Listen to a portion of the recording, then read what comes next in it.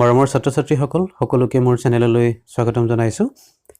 আজি মই তোমালোকক ক্লাছ 9 ৰ এটা ইংৰাজীৰ কবিতা পঢ়ি শুনাইছো। তোমালোকে মন কৰিবা। আৰু এই কবিতাটোৰ নাম হৈছে A Legend of Northland। আৰু কবিতাটোৰ কবিজনৰ নাম হৈছে ফবি কেৰী। ফবি কেৰীয়ে ৰচনা কৰা এই কবিতাটো তোমালোকে বুজি লবা, কাৰণ এটো সিলেবাসত এবাৰ তোমালোকৰ যেহেতু সিলেবাসটো ৰিডিউস কৰা হৈছে এনুৱেলৰ কাৰণে বৰ গুৰুত্বপূৰ্ণ, সেই কাৰণে মই দিবলৈ ওলাইছো। মন কৰিবা আৰু বুজি ললে তোমালোকৰ পিছত কোৱেশ্চন আনসাৰবোৰ কৰাৰ কাৰণে সুবিধা হ'ব। এটা ইয়াত যেটো লেজেন্ড বুলি দিয়া আছে, তোমালোকে চোৱা। লেজেন্ড মানে হৈছে ওল্ড ট্ৰেডিশনেল ষ্টৰী। ইয়াত চোৱা লেজেন্ড ইয়াত দিয়া আছে কিতাপখনত। লেজেন্ড মানে হৈছে, এনে আমি লেজেন্ড বুলি ক'লে কোনবা মহান ব্যক্তি বা বিশেষ ব্যক্তিৰ কথা বুজি পাওঁ, কিন্তু ইয়াত লেজেন্ড মানে হৈছে পুৰণা ষ্টৰী। তো এ লেজেন্ড অফ নৰ্থলেণ্ড। নৰ্থলেণ্ড হৈছে উত্তৰ গোলাৰ্ধৰ ফালে থকা এখন ঠাই। উত্তৰ গোলাৰ্ধত তোমালোকে জানা north pole and south pole আছে। উত্তৰ গোলাৰ্ধত বহুত শীতল হয়, শীত হয়, তাত বৰফ পৰি থাকে আৰু তাত সাধাৰণতে দিনবোৰ ছুটি হয়, ৰাতি দীঘল, এনেকুৱা ধৰণৰ এটা পৰিৱেশ বিৰাজমান হয়। আৰু সেইভাবে এই কবিতাটোত সেই বিষয়ে কোৱা হৈছে আৰু এটা কাহিনী আছে। সেই কাহিনীটো তোমালোকক ক'বলৈ ওলাইছো, তোমালোকে মন দি শুনিবা। তো ইয়াত লিখা আছে যে the poem narrates the legend of an old lady who angered Saint Peter because of her greed। এই কবিতাটোত কি বৰ্ণনা কৰা হৈছে? এটা পুৰণা কাহিনী আছে। কাৰ বিষয়ে? এগৰাকী ওল্ড লেডি, মানে বয়সস্থ মহিলা, যিয়ে কি কৰিছিলে? who angered মানে খং উঠাইছিলে। কাৰ? সেন্ট পিটাৰ এগৰাকী খ্ৰীষ্টিয়ান, তেওঁ যাজক হয়। আৰু তেওঁ বিকজ অফ হাৰ গ্ৰীড মানে লোভ, তেওঁ লোভৰ কাৰণে সেই খ্ৰীষ্টিয়ান যাজকজনৰ খং উঠিছিলে। তো কিয় হৈছে মই পঢ়ি শুনাইছো, তোমালোকে মন কৰিবা।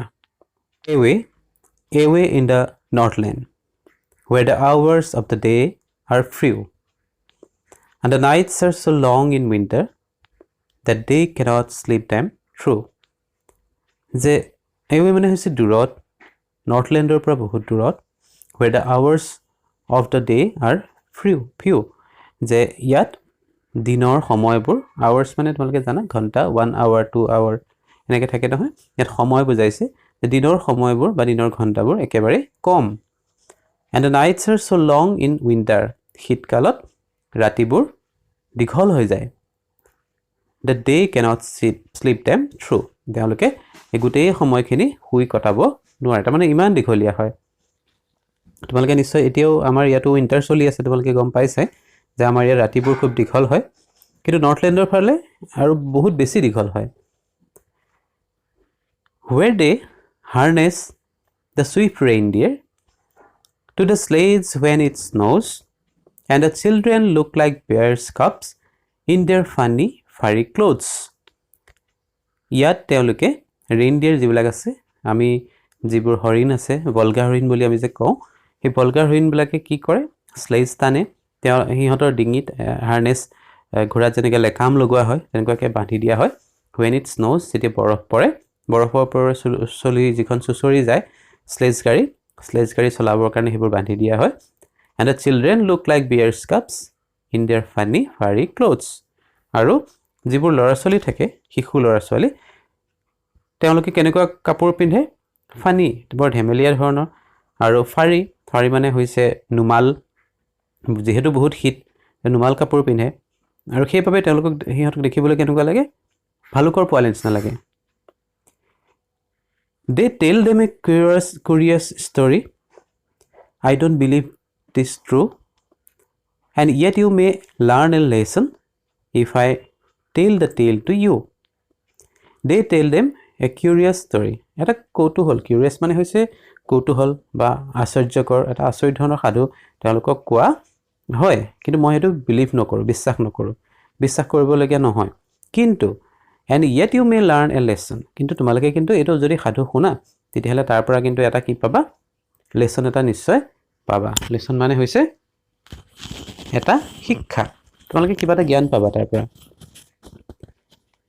once when the good Saint Peter lived in the world below, এসময়ত যেতিয়া সেন্ট পিটাৰ পৃথিৱীত আছিলে সাধাৰণতে এওঁলোক ক'ত থাকে হেভেনত থাকে স্বৰ্গত বাস কৰে কিন্তু সেইখিনি সময়ত তেওঁ পৃথিৱীতে আছিলে and worked about it preaching just as he did you know যে তেওঁ পৃথিৱীখন ভ্ৰমণ কৰিছিলে ৱাক খুজকাঢ়ি কাঢ়ি তেওঁ ভ্ৰমণ কৰিছিলে প্ৰিচিং মানে তেওঁ ধৰ্মৰ বাণী বিলাই ফুৰিছিলে just as he did you know তেওঁ যেটো কৰে এজন যাজকে কি কৰিব ধৰ্মৰ বাণী বিলাই ফুৰে এটো তোমালোকে নিশ্চয় জানা he came to the door of a cottage in traveling round the earth তেওঁ কি কৰিলে এটা সৰু কটেজৰ সন্মুখলৈ আহিলে গোটেই পৃথিৱী ভ্ৰমণ কৰি যেতিয়া তেওঁ এটা কটেজৰ সন্মুখলৈ আহিলে where a little woman was making cakes and baking them on the hearth এগৰাকী মহিলাই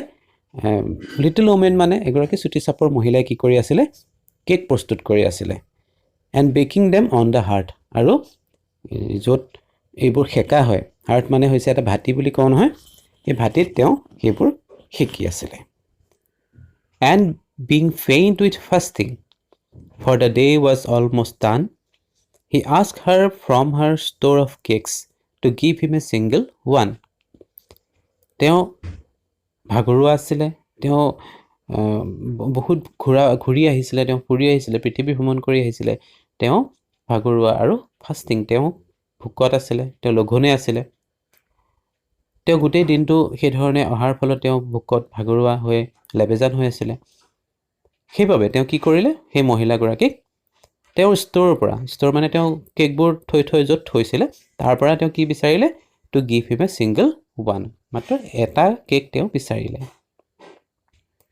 so she made a very little cake but as it baking lay she looked at it and thought it seemed too large to give away so সেইকাৰণে তেওঁ কি কৰিলে মানুহজনে বিচাৰিলে আৰু যাজকজনে বিচাৰিলে আৰু তেওঁ সেইকাৰণে কি কৰিলে এটা সৰু কেক বনালে কিন্তু যেতিয়া তেওঁ ইয়াক বনালে যেতিয়া কেকটো হ'ল তেতিয়া তেওঁ কি কৰিলে ভাবিলে যে এইটো দেখোন বহুত ডাঙৰ হৈছে সেইকাৰণে তেওঁ এটো থৈ দিলে আঁতৰাই থলে therefore she needed another and still a smaller one but it looked when she turned it over as large as the first had done সেইকাৰণে তেওঁ কি কৰিলে পুনৰ আন এটা আকৌ নিড কৰিলে মানে মঠিলে আৰু এটা মঠে যেনেকৈ ময়দা মঠে তেনেকৈ মঠি তেওঁ আৰু এটা সৰু তাতকৈ সৰু এটা তেওঁ প্ৰস্তুত কৰিলে কৰি যেতিয়া তেওঁ দিবলৈ ল'লে তেওঁ দেখিলে এইটো দেখোন আগৰটোতকৈ আৰু অলপ ডাঙৰহে হৈছে গতিকে তেওঁ দিবলৈ ইচ্ছা নাছিলে then she took a tiny scrap of dough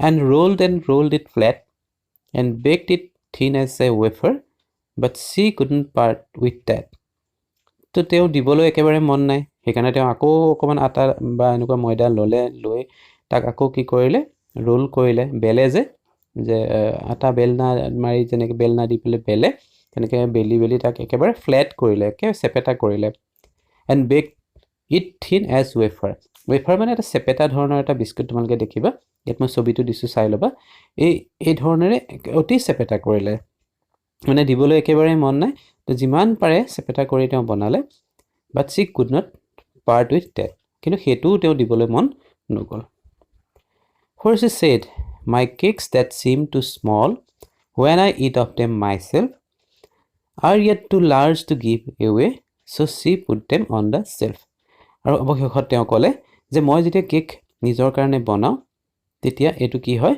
মোৰ কাৰণে বহুত সৰু হয় আৰু যেতিয়া আনক দিবলৈ বিচাৰো তেতিয়া এটো কি হয় একেবাৰে ডাঙৰ হৈ পৰে সেইকাৰণে তেওঁ নিদি পেলাই কি কৰিলে শেলফত তেওঁ য'ত কেকবোৰ থৈ দিয়ে তাতে আকৌ থৈ দিলে then good Saint Peter grew angry for he was hungry and faint and surely such a woman was enough to provoke a saint তেতিয়া সেই সেন্ট পিটাৰৰ কি হ'ল খং উঠিলে তেওঁ ভোকত আছিলে তেওঁ ভাগৰুৱা হৈ আছিলে সেইবাবে তেওঁ খং উঠিলে আৰু খং উঠি তেওঁ প্ৰভোক মানে কি প্ৰভোক এনাফ টু প্ৰভোক এ সেন্ট আৰু তেওঁক প্ৰভোক কৰা মানে খং উঠিবৰ কাৰণে বাধ্য কৰিলে খং উঠিবৰ কাৰণে বাধ্য হ'ল তেওঁ এনেকুৱা ভোকত থকা মানুহটো সামান্য এটুকুৰা কেক বিচাৰিছিলে কিন্তু এগৰাকী মহিলাই তেওঁ এই কামখিনিয়ে তেওঁক খং উঠাবৰ কাৰণে দেন সাফিচিয়েণ্ট আছিলে খং উঠি গ'ল তেওঁ and he said you are far too selfish to dwell in a human form to have both food and shelter and fire to keep you warm. যে তুমি ইমানখিনি তোমাৰ সকলোখিনি আছে, তুমি মানুহৰ নামত তুমি সকলোখিনিয়ে পাইছা, তুমি খাদ্য পাইছা, বাসস্থান পাইছা, তুমি ৱাৰ্ম হৈ থাকিবৰ কাৰণে তুমি এটা ধুনীয়া ঘৰ পাইছা, গতিকে কিন্তু তুমি কি হৈছা, তুমি একেবাৰে সেলফিশ, তুমি তাৰ মানে স্বাৰ্থপৰ. Now you shall build as the birds do and shall get your scanty food by boring and boring and boring all day in the hard dry wood.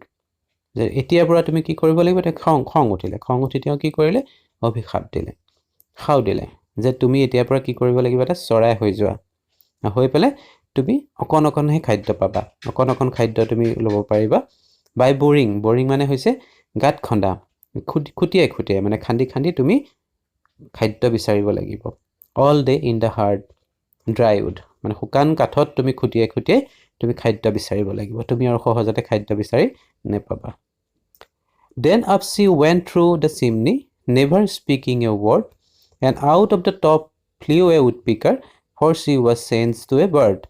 তো তাৰপিছত সেই মানুহগৰাকীয়ে একো মাতবোল নিদিলে আৰু তেওঁ কোনফালেদি গ'ল, সেই চিমনি যে থাকে, জুই ধৰা জেগাৰ ওপৰত এটা চিমনি বনোৱা হয় নহয়, য'ৰফালে ধোঁৱা ওলায়, সেইফালেদি তেওঁ ওলাই গ'ল. আৰু কি হৈ ওলাই গ'ল, এটা উডপিকাৰ, যিটো কাঠৰোকা চৰাই থাকে ন, কাঠখোলা চৰাইটো, সেই চৰাইটোৰ নিচিনা হৈ উৰি গ'ল, তেওঁ এটা চৰাইলৈ পৰিৱৰ্তন হ'ল. She had a scarlet cap on her head and that was left the same, but all the rest of her clothes were burned black as a coal in the flame. তেওঁৰ মূৰত এটা টুপি আছিলে, টুপিটো আছিলে স্কাৰলেট কালাৰ, আৰু সেই টুপিটো একে থাকিলে, কিন্তু তেওঁৰ যিটো কাপোৰ আছিলে, যিখিনি কাপোৰ আছিলে, এই কাপোৰখিনি কি হ'ল, জ্বলি গ'ল আৰু এটা কয়লাৰ টুকুৰাৰ নিচিনা, black as coal in the flame, কয়লা জ্বলাৰ পিছত যেনেকৈ ক'লা হৈ যায় তেনেকুৱাকৈ ক'লা হৈ থাকি গ'ল. And every country school boy has seen her in the wood, আৰু সকলো কাণ্ট্ৰি, সকলো দেশৰে, বা আমি কাণ্ট্ৰি বুলি ক'লে কাণ্ট্ৰি ছাইড বা এনেকুৱা বুলি ক'লে আমি গাঁও বুজাওঁ, সকলো ঠাইৰে ল'ৰা ছোৱালীয়ে তেওঁক দেখে. has seen her in the wood, জংঘলত দেখে, অৰণ্যত দেখে, where she lives in the trees till this very day, যে এতিয়াও আজি পৰ্যন্ত ইয়াক দেখে, গছ মানে গছবোৰত বা অৰণ্যবোৰত, boring and boring for food, খাদ্যৰ কাৰণে গাঁত খান্দি ফুৰা ইয়াক দেখা পায়, যিটো তোমালোকেও দেখিছা. যে সেইটো ইয়াত এই কাহিনীটো বুজাবলৈ বিচৰা হৈছে যে কাৰোবাক, এগৰাকী মানুহ ভোকত আছিলে, ভোকত তেওঁক সামান্য এটুকুৰা কেক দিবলৈ তেওঁ অস্বীকাৰ কৰিলে, তেওঁ লোভ দেখুৱালে, আৰু সেই লোভৰ কাৰণে তেওঁ সুন্দৰ এটা ঘৰত থকা স্বত্তেও তেওঁ অভিশাপ লাভ কৰিলে, লাভ কৰি এটা চৰাই হ'ল, আৰু যিয়ে গোটেই জীৱন খাদ্য বিচাৰি খুটিয়াই খুটিয়াই ফুৰিব লগা হ'ল. এইটোৱে হ'ল এই কবিতাটো, এটা অতি সুন্দৰ কবিতা. তোমালোকে ইয়াৰ পৰা এটা কিবা নিশ্চয় শিক্ষা লাভ কৰিলা. এই কবিতাটো তোমালোকে এবাৰ পঢ়ি চাবা, আৰু পঢ়ি চোৱাৰ লগে লগে তোমালোকে ইয়াৰ যিবিলাক প্ৰশ্ন থাকিব, আৰু মই ইতিমধ্যে কৈছোঁৱেই, এইবাৰ চিলেবাছত এইটো এটা গুৰুত্বপূৰ্ণ কবিতা, এ লেজেণ্ড অফ নৰ্থলেণ্ড. গতিকে এইটো তোমালোকে মন দি পঢ়ি জানি বুজি ল'বা. আৰু ইয়াত একেবাৰে শেষত লিখাই আছে যে এইটো এটা ballad, a legend of Northland is a ballad. Ballad মানে হৈছে এটা লোকগাথা, যেনেকৈ আমাৰ লোকগীত থাকে বা এনেকুৱা ধৰণৰ গীতবোৰ থাকে, ফক্স মানে কিছুমান কাহিনী থাকে, তো সেই তেনেকুৱা ধৰণৰ ই এটা বেলাড হয়. আৰু এইটো নিশ্চয় তোমালোকে ভাল পালা.